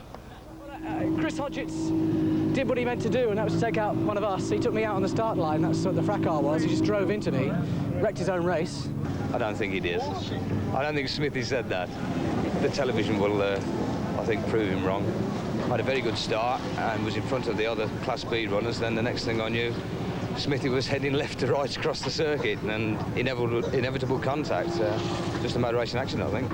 Well, that's one topic of discussion. The other is the drivers who had the chance to switch to slicks and claim points for fastest laps, notably Mike Smith again, who took a valuable point from his teammate, championship leader Frank Sittner. Frank is not going to be talking to me now. To get the fastest lap. His blood pressure. Come and hold my hand, boys. I need your help.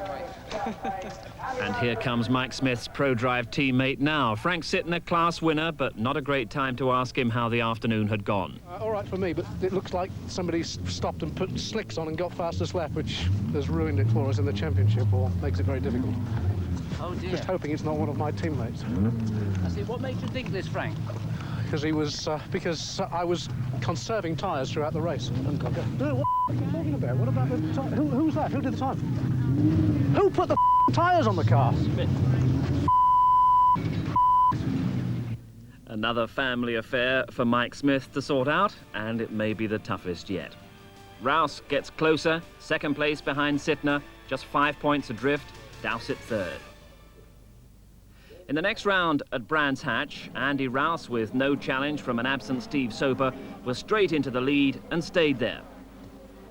Down the field, Guy Edwards in the Caliber camera car, but behind him Ratzenberger was ahead of the championship leader Sittner. Rouse had to hope the Austrian could stay there. Cameras on board with Edwards, Marnie and third place man Tim Harvey. Rouse leads, Jones second, Tim Harvey up behind him, then Marnie in fourth position. In car with Tim Harvey. Jones in second place is ahead. Carl Jones, the Welshman, in the Richard Asquith Ford Sierra Cosworth, is going beautifully. Round the left-hander. Goes past, and straight past Jones goes Tim Harvey up into second place. But look at this. Jones has blown a turbo. Look at the smoke screen behind him. Marnie goes through into third place, and that smoke is a real hazard now. Here they come. Edwards in eighth position, Ratzenberger, Sittner. And look at the smoke. Into it dives Guy Edwards. And that's Good and Hodgetts in front. Ratzenberger blasts past. And Sittner. They're taking a chance. So Ratzenberger and Sittner have gone through ahead of Guy Edwards that we're riding with. Over the line now with Good in front of us and Sittner on the left. Taking Sittner. There's Good. And here, Ratzenberger, Hodgetts, Good, Edwards and Sittner. And now a replay of what happened to Carl Jones in Jerry Marnie's car. Marnie pulls to the left very wisely, avoids all that smoke, past Jones and into third place. And this is the fight to watch, definitely. Roland Ratzenberger has got to keep his cool because he knows that Frank Sittner will be doing everything he possibly can to get past him. Sittner is closing up on Ratzenberger as they come out of Surtees, but the Austrian is still ahead. Pilgrims, 140 miles an hour, and Sittner's trying to get through on the outside. Ratzenberger moves across, takes the line at Hawthorne, 120 miles an hour. And Godfrey Hall is taking advantage of the fact that these two are getting in each other's way to close up in the black BMW, with Graham Hathaway behind them in the yellow Ford in 11th place. Up to Dingledell, on to Stirling's. Now Sittner, right on the boot lid of Ratzenberger's car, is looking for an opportunity to get past. If Roland makes one mistake, Frank Sittner will be through. They're coming up to Clearways. Out of Clark. Hall with a watching brief. Now what's Sittner going to try and do? He tried to get through on the outside last time. Is he going to jink through on the inside this time? No, Ratzenberger's going to close the door on him. Up to Druids. Frank Sittner is in a position any time to pass now. Coming out of Druids, down to Graham Hill Bend. And it's at Surtees on the previous lap that number 44 in the red BMW, Ratzenberger, ran wide. Sittner will remember that. Here's Surtees coming up. Ratzenberger's tight in all the way round. But Sytner's closing. He's going through. He is through. Frank Sytner goes up to 8th position and the B-class lead. That's giving him the 9 points he desperately wants. But remember, Mike Smith has got the fastest lap in the class. The 3 BMWs surge past the Ford Escort. And Pilgrim's behind them, leading Class D as ever. It's Phil Dowsett in the amazing Toyota Corolla 1600 with the fastest class lap at over 91 miles an hour. Ahead there of Andrew Jeffries' 1800cc VW Golf. Number 70, Phil Dowsett, on his way to yet another class win. Things as tight as ever at the top, but Rouse creeps a point closer to Sytner thanks to Mike Smith stealing another point for fastest lap. But then came a terrific boost to everyone in the Caliber team. The Tourist Trophy is the oldest motor race in Britain and rates as a vital round of the European Touring Car Championship. Rouse chose it as another arena to do battle with the Eggenberger Fords, notably Steve Soper. A trial of strength which resulted in one of the finest victories of Rouse's career, not only beating Soper, but also one of the top Australian Ford drivers, Dick Johnson. But it also spelt the end to Eggenberger's hopes of the European title. And as they are effectively a Ford factory team, a big blow to Ford themselves. A lot of people expected Ford team orders in the race. Ford's motorsport director Stuart Turner explains the policy. Really, there are 3 reasons why we don't think we should impose team tactics on this sort of racing. First, we don't control all the teams. A lot of them are operating with their own sponsors, their own money. And to try and put any conditions on them would be absurd. Taking the Tourist Trophy, Dick Johnson came from Australia, plunked the koala amongst the pigeons on pole position. If we'd gone to Dick and said, please, Mr. Johnson, would you slow up to let the Europeans by, he'd have had to bleep his response, I'm sure. Secondly, if they're trying to fight each other, the Sierra teams are equally taking us further ahead of the opposition. We've got a good car this year, but other manufacturers are trying to catch up, and we need that edge, and the edge of competition helps to continue to maintain the momentum of the car. And thirdly, and I think it's a thing we forget, we get very inward looking in motorsport, there are people here today that have paid to watch a race. It'd be quite immoral for us to try and say, would you slow down or you do this? They want to see a race. If they want to see a fixed event, they can go and watch wrestling. But the very exciting rivalry in the Ford ranks means Sytner is the championship leader, and here in the penultimate race at Donington, he must win his class to maintain that advantage. And that means outpacing Roland Ratzenberger, the only man to beat him this season. Sytner against Ratzenberger, and also Rouse against Soper. Once again, Murray Walker. In the front row, the 2 top men in practice, both well inside the lap record, Steve Soper and Andy Rouse. And away they go for 20 laps. Soper's leading away, but look at Chris Hodgetts in the red Sierra. He's come through into 2nd place from the 3rd row on the grid. Andy Rouse is behind him. Now we're in car with Andy Rouse going round Redgate. Chris Hodgetts ahead. And ahead of him it's Steve Soper. Now into the Craner curves at 120 miles an hour. Soper, Hodgetts, Rouse, and behind Andy Rouse, there he is, Mike Newman, and behind Newman is Graham Good.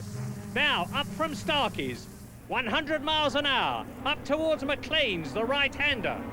Steve Soper in the red and black Ford Sierra, Chris Hodgetts behind him, then Andy Rouse, then Newman, Good. Now up to Coppice, 3rd gear, 90 miles an hour.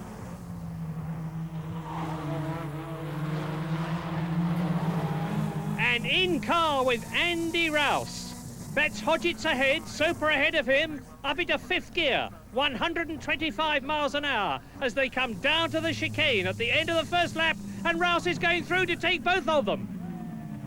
No, he's not. Soper holds the lead. Rouse is in 2nd place. And Hodgetts has dropped back into 3rd place. Mike Newman is 4th. Down to Redgate again. Steve Soper then, that's the man to beat, and Andy Rouse means to beat him. Chris Hodgetts is taking a look as they go into the right-hander.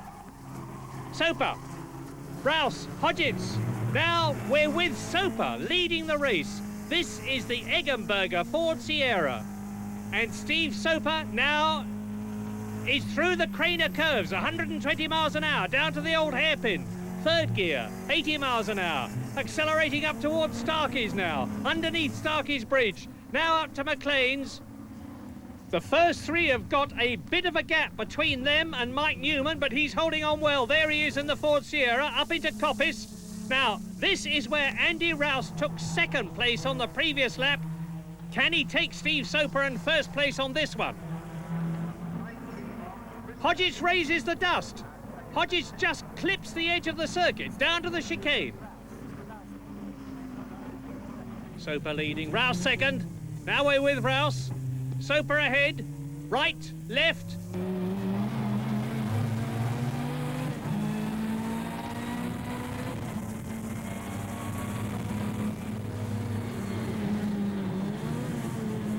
This is a battle of the Titans, because Soper, Rouse and Hodgetts between them have won 7 British Championships.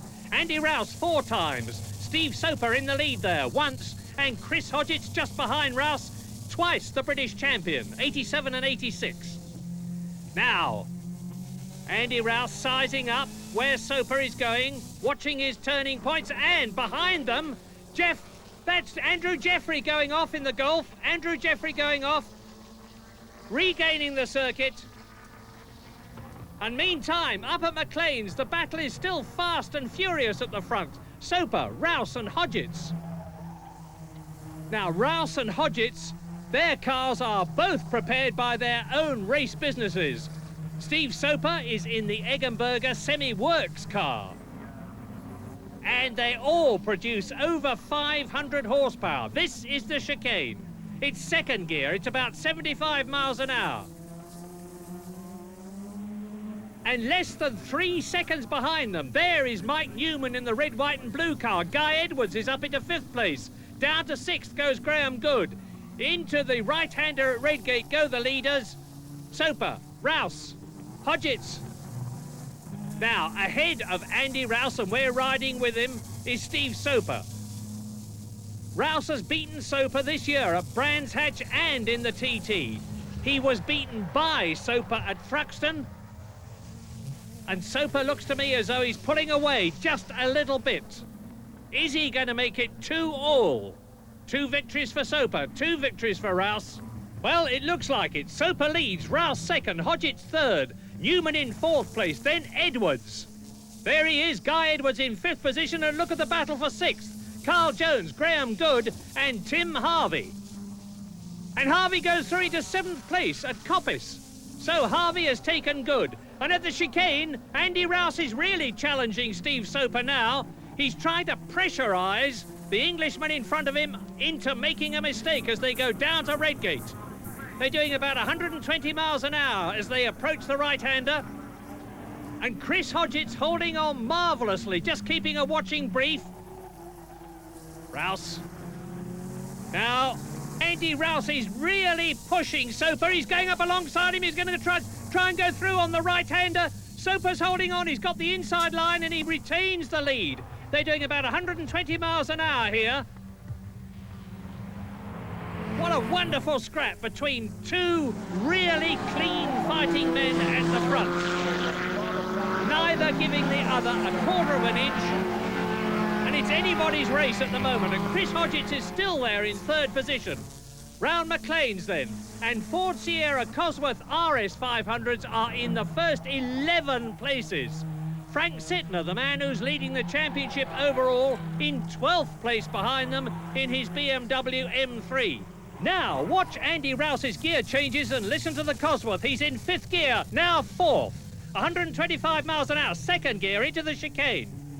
Right, left, Soper ahead. 3rd gear, 90 miles an hour. 4th, 100. Down to 2nd for Redgate, nearly 90 miles an hour. Building up the revs, feeding in the power. 3rd gear, 90 miles an hour.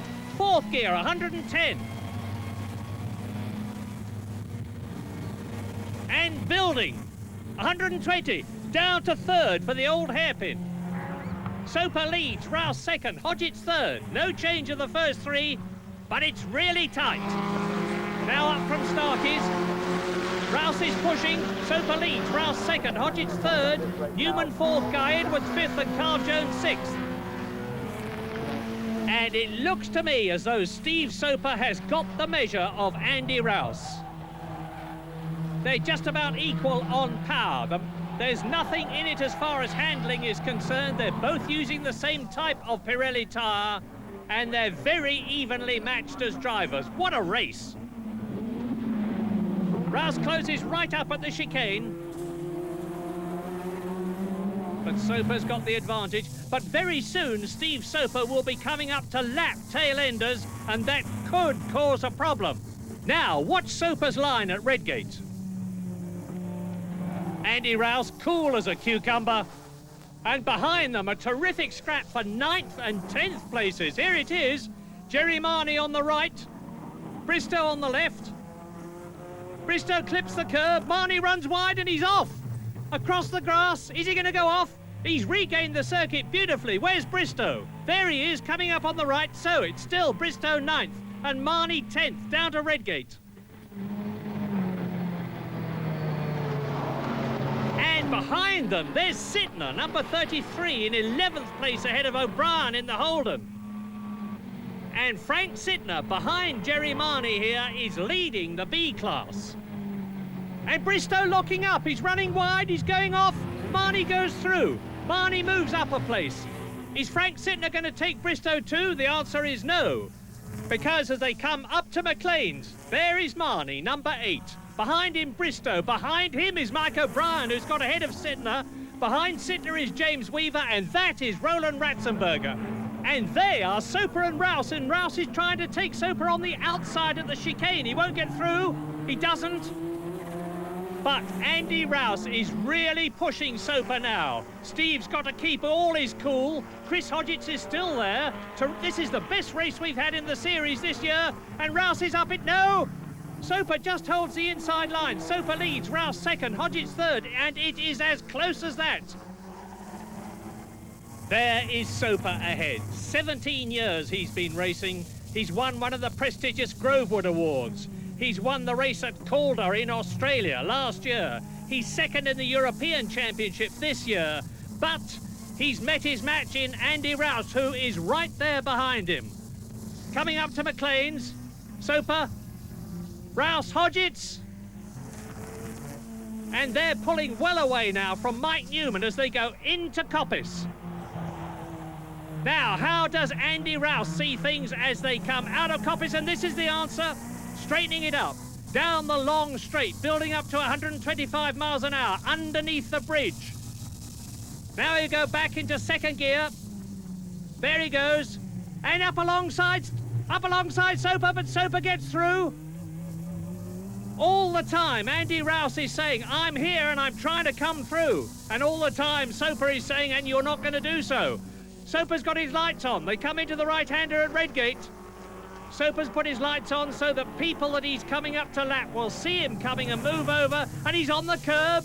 Andy Rouse looks as though he's getting Steve Soper just a little bit rattled, because Soper is noticeably going up on the curbs more than Rouse as they lap that tail ender.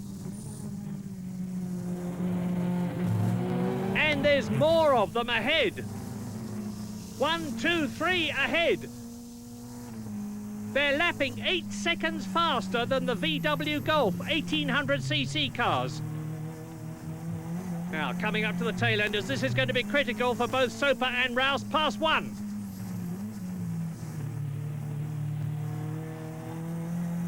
Just watch him reel in those 2 ahead as he's coming up now. Past 2. Past 3. Clear track ahead. Andy Rouse has passed them both too. He's right up with Soper. Wonderful scrap. And behind them at the chicane, there's another wonderful scrap because Guy Edwards in the white and blue car moves up to 4th place, ahead of Mike Newman, number 14. On to Redgate, Soper and Rouse absolutely together into the right-hander. Rouse taking it very tight. Soper drifts out wide. Rouse is going through. He's through. Andy Rouse leads. Wonderful, but can he stay where he is and make it 3 wins to Steve Soper's 1 in 1988? Well, Andy Rouse seems to be pulling away now. Tremendous power his engine has got. Up to McLean's. And Andy Rouse has just created a new lap record, 94.94 miles an hour, and that'll give him an extra extra point in the championship provided Soper doesn't beat it, and no one else will. Down to the chicane again, and it looks as though for the first time in the race, Andy Rouse is going to be leading at the end of a lap. But now he's got the problem of lapping people with Soper right behind him. Past 1, 2, down to Redgate, 3. Doesn't he make it look so easy? Out of Redgate, nice one, Andy, and Soper's through too. So they're carving through, and off goes Mark Hales in the Toyota Supra. Rejoins the circuit, and he's chasing Ray McDowell. There's the Toyota. And at Redgate, behind Marnie and O'Brien, it's the battle of the Class B BMW M3s. There's Sittner. He's leading the class, and he's got to stay there to retain his overall championship lead. And Frank looks as though he's going to do just that. And his ProDrive BMW teammate, James Weaver, is protecting him from his main opposition. Roland Ratzenberger in the orange BMW. There it is in the background. There goes Marnie, O'Brien, Sittner, James Weaver, the protector, and then Roland Ratzenberger. Now, Sittner's going well, you can see that, but he's got a problem. Roland Ratzenberger has broken the B-class lap record at 91.8 miles an hour, and unless Frank can go quicker, that'll lose him a vital point. Frank's won his class 9 times with 4 fastest laps. Andy Rouse has won his 8 times with 6 fastest laps. And if things stay as they are now, there'll only be 3 points between them in the British Championship, with just the final round at Silverstone on October the 2nd to go. Well, Andy Rouse did manage to see it through to the checkered flag from there after yet another memorable contest with Steve Soper, a victory that still kept Rouse right in contention for the title, which would now be decided in the final round at Silverstone. But at Donington, Rouse from Soper, with Chris Hodgetts having managed to stay in touch with the front runners for the first few laps, settling for 3rd. But the important lower placing was the 11th overall for Frank Sittner, but first in Class B, which means that he kept a 3-point lead over Rouse and a 6-point lead over Phil Dowsett, who once again won Class D in his Toyota Corolla. But while we were concentrating on the Rouse-Soper battle, interesting to see how Sittner against Ratzenberger was resolved off the start line. Ratzenberger getting slightly the better start. Sittner is on his right, and Godfrey Hall is the man in front. Around Redgate, Ratzenberger and Hall will touch. Sittner completes the sandwich by forcing his way down the right, and Ratzenberger has to take the long way round Mike O'Brien, and Sittner is away. Then a lap later, Ratzenberger in pursuit misses a gear, and that allows James Weaver to come through along with O'Brien. Weaver now in the perfect position to protect his ProDrive teammate, who went on to claim maximum points. Well, ProDrive are based in Banbury, and they show exactly how far saloon car sport has come in the last few years. An exterior and workshop which gives more an impression of Formula One than the circuit racing and principally rallying that's the team's background. But now, on the eve of the final British touring car round at Silverstone, the priority is guiding Frank Sittner to the title. Nothing will be left to chance for the final round. We obviously have to change the final drive ratio, all the sort of setup details. But the engine's the same, gearbox the same. It's all as it was at Donington. Same suspension, everything's just been. So we're not making no experiments for this weekend. No experiments. Everything's been reset and rechecked, and oils changed and filters changed, and spanner check and spanner check and spanner check. So another class win would give Sittner the title. Will Hoy is drafted into the team to give support and protect the team's #1. Let's say that I'm fortunate enough to get an early lead, for example, and Will was behind me. Then very obviously he would attract the attention of the pursuers, allowing me to drive smoothly, to get the best lines, and to concentrate on making a break. It's as simple as that. And all one needs, if you like, is to make a cushion of 2 or 3 seconds, and then if you continue the rest of the race without making any mistakes, it's going to be very difficult for anybody to catch you up that's only part of the story, because once they've caught you up, they've got to overtake you. So if you've got a 3-second cushion, that's a great comfort. Bearing in mind, of course, that you've then not got to make any mistakes. If I spin in that race on Sunday, I've lost. If Andy spins in that race on Sunday, he's lost. It's as simple as that. Any error costs the championship. So the climax of the championship, and the odds stacked in favour of the Class B Sytner. Rouse must win the race, set fastest lap, and rely on another Class B runner finishing ahead of Sytner. And for Rouse, there's another strong Eggenberger challenge in the shape of Gianfranco Brancatelli, deputising for Steve Soper. Tim Harvey and Guy Edwards in the other Caliber Sierra on the second row.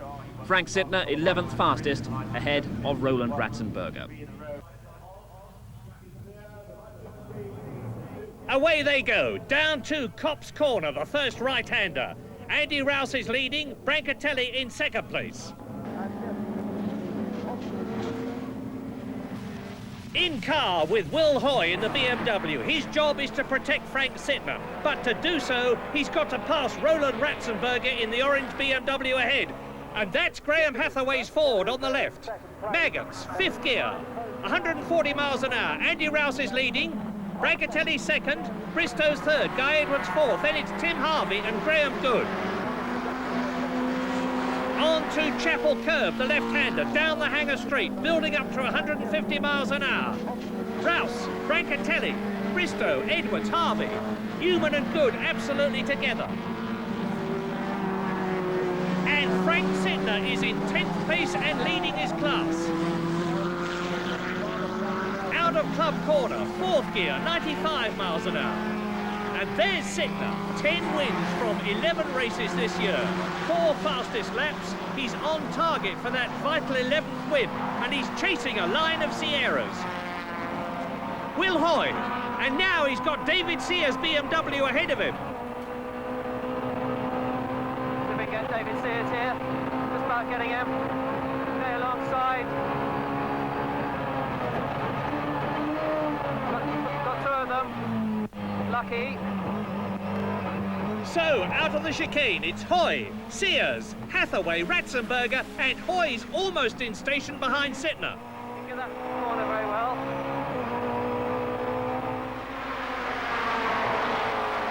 Up to Copse at 100 miles an hour, and Sears is coming through. Got me again. Now into the chicane, 2nd gear, 60 miles an hour. Rouse, Brancatelli, Bristow. There's Harvey in 4th position, out of the chicane. Then it's Edwards, Good, Newman, Marnie, Hales, and Frank Sytner leading Class B. And Will Hoy is 13th. See him at my mirrors. Stay down the inside. And it's Graham Hathaway there, he can see in his mirrors. And Tom Bill's lost it. Godfrey Hall hits him. A really big smash, but mercifully they both look okay, and another Redskin bites the dust. Sytner and Hathaway ahead of me. Car's not very good, so try and get a run at Sytner down the straight. We can get the power on around here. That's Mike O'Brien in the Holden, but it's not Sytner, Mike, it's Will Hoy, number 32, still with Hathaway just ahead. And now, can the meaty Holden V8 get past Hathaway's Sierra and Hoy's BMW? Yes, past the Sierra, down Hanger, into Stowe, and off, into the gravel trap. And that looks like the end of Mike O'Brien's race. Let's see if he can get out. Listen to the gravel peppering the bottom of the car. He is absolutely stuck. And he's giving up. Out of the car, slam the door and away. And Will Hoy in 12th place is still chasing David Sears' BMW. Well, that makes it very easy.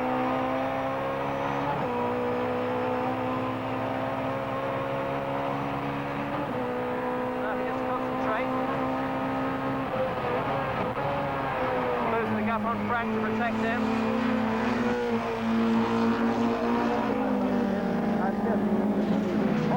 Into the pits comes David Sears, and he was Frank Sittner's main problem.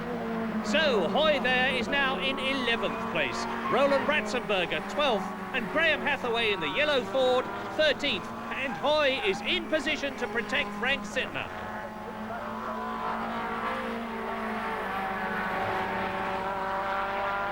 Here come the leaders into the chicane. Rouse, Brancatelli, Tim Harvey in the background.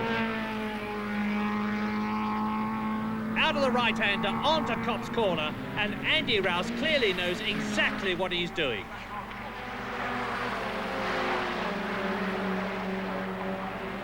So now it's Copse Corner again, and whoops, that's not Andy Rouse's usual smooth line around Copse. Problem? Doesn't look like it.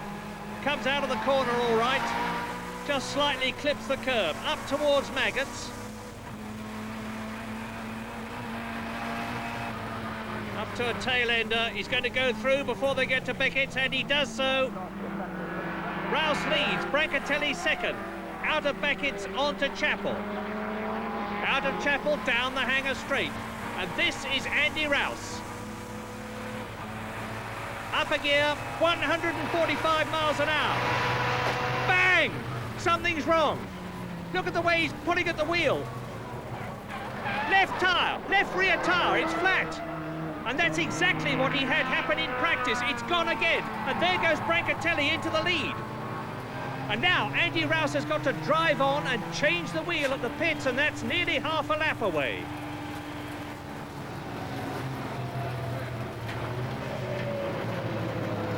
Yeah, look at the way it's steering, and that's Harvey going through into second place. And this is going to cost Andy Rouse his 5th British Championship. Listen to the metal rim on the track. Bristow going through to 3rd position.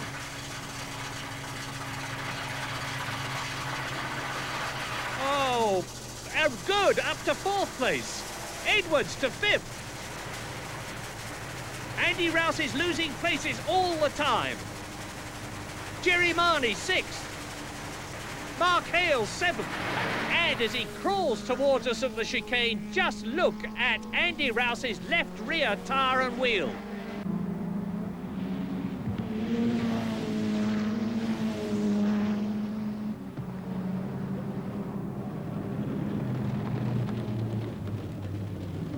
Here is the new leader, Gianfranco Brancatelli, getting revenge for Rudi Eggenberger. The personable Italian is going to win in the car that's usually driven by Steve Soper.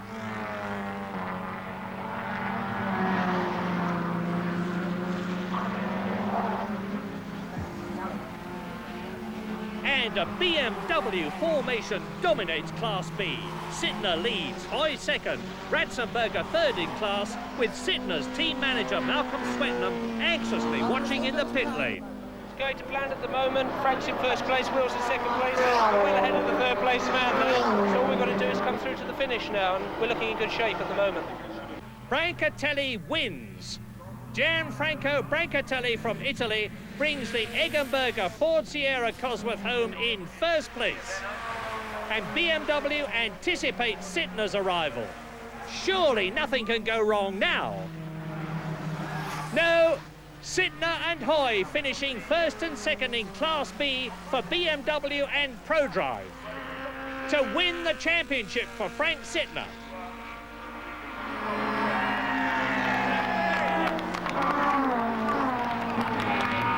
And for Frank Sittner, joy unconfined, champion at last. Never has 7th overall been quite so enthusiastically celebrated, and strange to see a finishing order without the name of Andy Rouse. Rouse was 10th overall as Gianfranco Brancatelli brought the Eggenberger Ford home 12 seconds ahead of Tim Harvey. Sittner's title, though, with Class D Phil Dowsett sneaking past Rouse to take second. Only 2 Ford Sierra Cosworth drivers in the top 8 of the drivers' table, underlining the idiosyncrasies of the scoring system. Because the dominant manufacturer at the head of the field had been Ford. The dominant driver had been Rouse. Of 12 rounds, 9 outright race victories, 10 pole positions, and 7 fastest laps. future's excellent now because there's a lot of people coming this year with good cars, good teams starting to build up, and next year, if all the rumours that I hear come to fruition, or if half of them come to fruition, there'll be a lot more professional teams with some good cars and good drivers coming into the championship for next year, and I'm sure you find that though it's been competitive this year, it's going to be far more competitive, and there's no doubt in my mind that the Touring Car Championship will be the #1 racing championship in the UK next year.